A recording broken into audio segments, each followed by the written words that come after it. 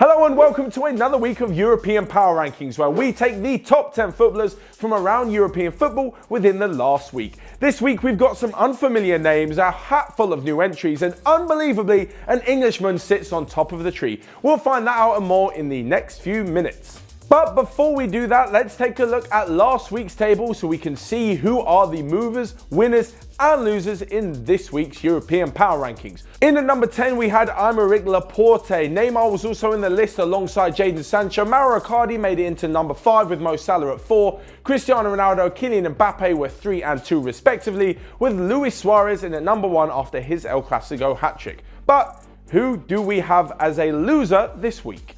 First off, and our loser this week is Mohamed Salah. Now, I know that's going to disappoint a load of you fans around the world, but let's be honest, both he and Liverpool have not had the best of times recently. Last week, he was in at number 4 and deservedly so. He even could have been higher. But this week, after being pretty much ineffectual in their 1-1 draw against Arsenal, he followed that up with doing absolutely nothing as the Liverpool side lost to Red Star Belgrade. It was an unfortunate night for him and the team in Belgrade, but let's be honest, to be in the top 10 players in Europe, you got to at least do something. So unfortunately, Salah is our loser of the week and drops out of the top 10 altogether. But moving on to our winner of the week, and it's definitely someone that you probably wouldn't have heard of until that game on Tuesday night. Belgrade forward Milan Pavkov scored 2 goals to beat Liverpool and write his name into the history books. This is definitely something that nobody saw coming, and he deservedly takes his place, albeit at number 10 in this week's Power Rankings. Let's be honest, he probably won't be in the Power Rankings again, so for all you fans of Pavkov out there, savour this moment. This is maybe the one and only time we see him. Unless, of course, he scores a hat-trick against PSG, but I really can't see that happening, no matter how well he performed on Tuesday night. So with that said, with last week's table out of the way, this week's loser, this week's winner, let's take a look at the current top 10 players in European football.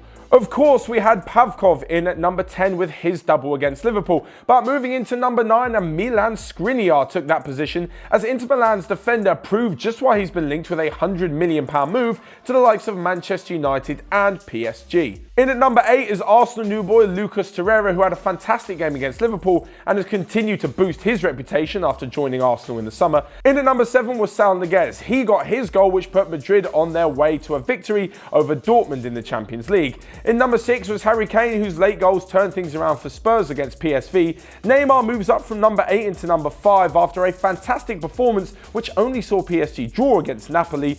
In at number 4 was last week's number 5 in Mauro Icardi, who helped Inter Milan by scoring a fantastic goal. With that said though, we come to this week's top 3. In at number 3 is Cristiano Ronaldo. Of course, he's always going to be in and around this list with the amount of goals and the things he does for Juventus week in, week out. I guess that's what makes him the best. But one thing that threatened to drop him out of this altogether was that ridiculous celebration where he pulled up his shirt and admired his own six-pack. I wonder how many times he's been trying that in front of the mirror this week.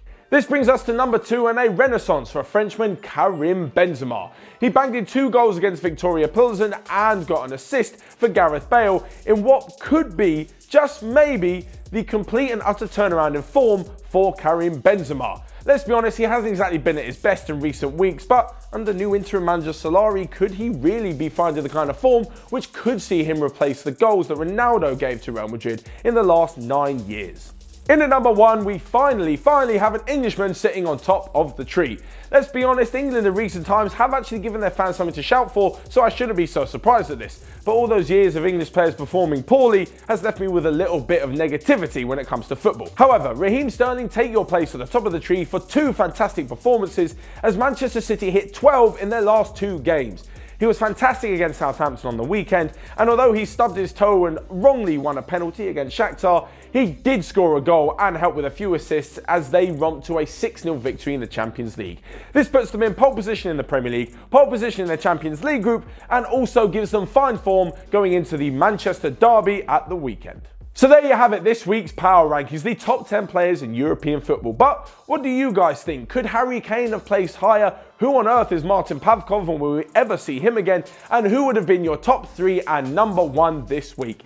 As always, let me know in the comment section down below and hit that like button whilst you're there. Of course, don't forget to subscribe if you are new around here. And until next time, I'll see you guys later.